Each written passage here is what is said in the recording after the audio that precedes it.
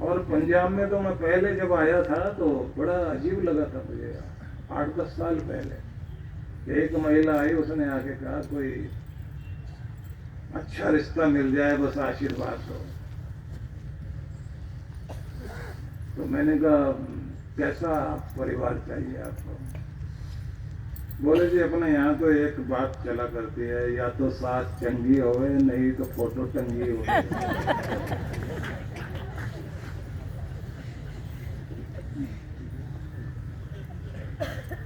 समझ में आ गई ना बात?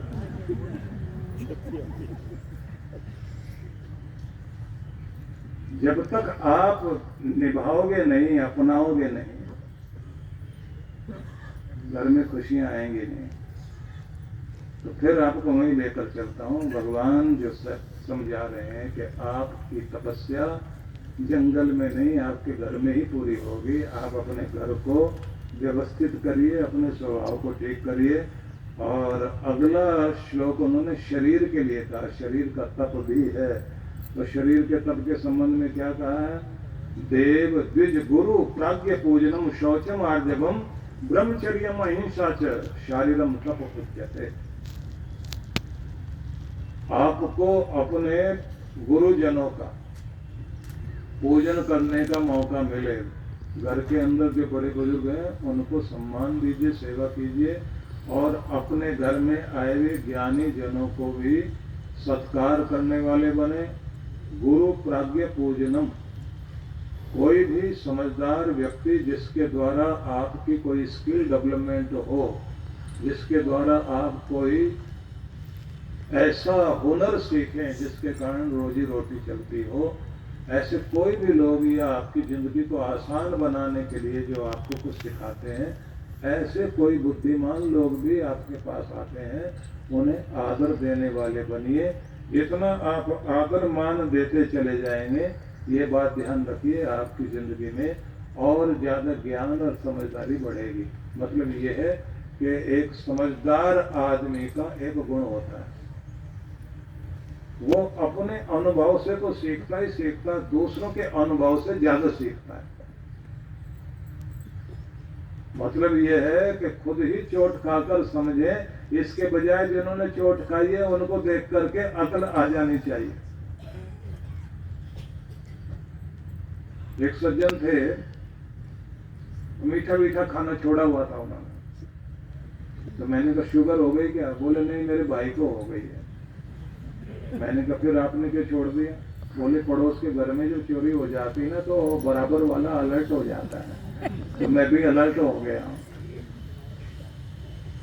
ज्यादा सैर करने लग गया हूँ, ज्यादा प्राणायाम करता हूँ, ज्यादा ध्यान करता हूँ। अगर भाई को हो गई है तो अपने को भी हो सकती है। तो मैंने कहा ये कैसे सूझा? बोले आपने ही तो कहा था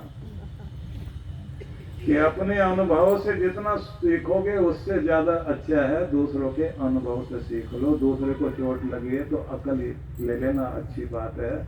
खुद ही चोट खा के सीखोगे तो जिंदगी बहुत छोटी है, और छोटी सी जिंदगी को एक्सपेरिमेंट में मत बिता देना।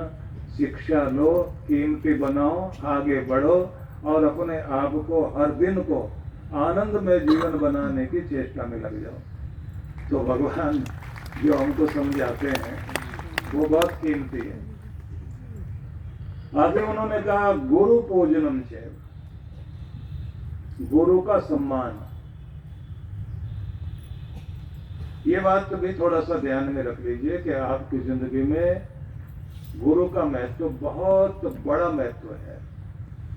आपके घर में बड़े बुजुर्ग हैं तो आपके सिर के ऊपर गुरु की छाया है, तो बहुत सारी कृपाएं तो गुरु के द्वारा ही मिलती हैं। व्यक्ति को जो बरकत बनी रहती ना घर में, वो भी गुरु कृपा के कारण होती है। दूसरी चीज, आपके अक्ल ठिकाने पर लगी रहे, बुद्धि ना बिगड़े, वो भी गुरु कृपा से होती है। और आपके ग्रहों की अनुकूलता बनी रहे आपके ऊपर, वो भी गुरु कृपा से होती है। ग्रह अनुकूलता बनी रहे तो आपके काम बनते हैं। कोई भी ग्रह की प्रतिकूलता शुरू हो जाती है तो आदमी गोल गोल वहीं घूमता रहता है, काम लगते हैं बनेंगे और वहीं जाके किनारे पर जाके रुका रहता है। अक्ल गड़बड़ हो जाए तो सारा काम खराब, और व्यक्ति कमाए बहुत और बचे कुछ नहीं, सिर पर कर्जा चलता रहे तो घर में बरकत नहीं है। तो तीनों चीजें जो है जिसके द्वारा पूरी होती है वो गुरु कृपा के कारण होती है। और गुरु कृपा के लिए गुरु दर्शन, गुरु से जाकर मिलना, गुरु के वचनों का पालन, गुरु मंत्र का जाप और गुरु के द्वारा दी गई विधि का अनुपालन। जो गुरु विधि दे आपको उसका पालन करते रहिए। आप देखेंगे कि बहुत सारे ऐसे संकट जो आपके जीवन में आपको तोड़ सकते थे तो बाल बाल बचते रहोगे, सुरक्षित होते रहोगे, जिंदगी आगे चलती रहेगी। लगेगा समस्या तो बहुत बड़ी आई थी लेकिन बच गए, कृपा हो गई, ठीक ठाक चल रहे हैं। तो वहां वो हाथ, वो कृपा काम करती रहती है।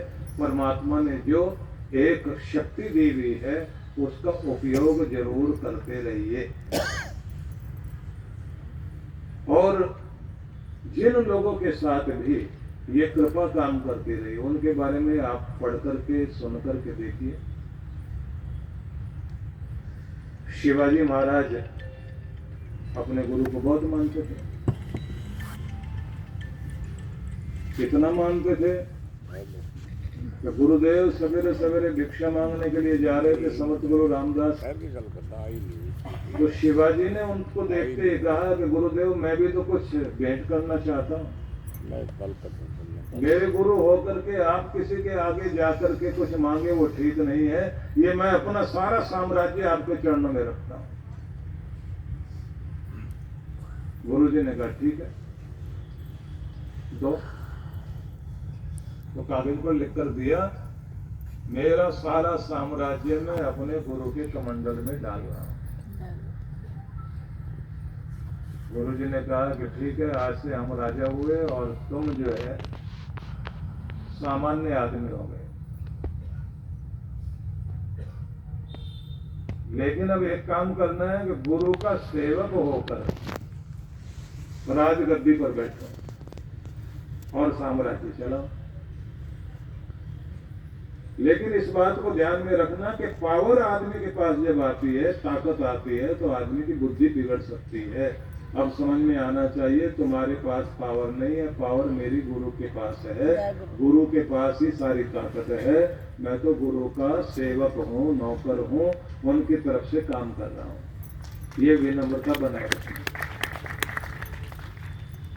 अब शिवाजी कितना मानते थे इस बात से पता लगता है कि उन्होंने गुरु के केसरिया वस्त्र, जो उन्होंने गेरुआ कपड़ा पहना हुआ था, वही गेरुए रंग का भगवा झंडा बनाया अपना,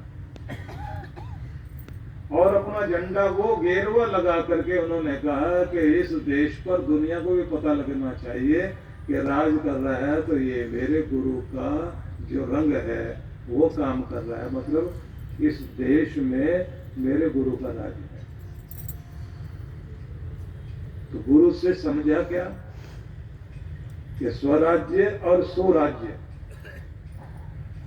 अपना राज लेकिन अच्छा राज बने, इसके लिए कार्य करना है। परिणाम जितनी तरक्की इसके बाद हुई, प्रजा का हित, सड़कों का निर्माण, व्यापार में वृद्धि, किसानों की तरक्की, और जो मजदूर श्रमिक लोग हैं उनके भी घर में अन्न धन की कमी न रहे, सारी व्यवस्थाएं हुई। क्योंकि अपने गुरु से जुड़ गए और मन में एक ही बात, गुरु की तरफ से मैं कार्य कर रहा हूं। परिणाम प्रजा का भी जो पालन हुआ वो भी बहुत अच्छे से। और अब देखिए कि शत्रुता कितनी थी, औरंगजेब का प्रभाव कितना भयंकर था। लड़ाई लड़ने के लिए फौज भेजता रहा,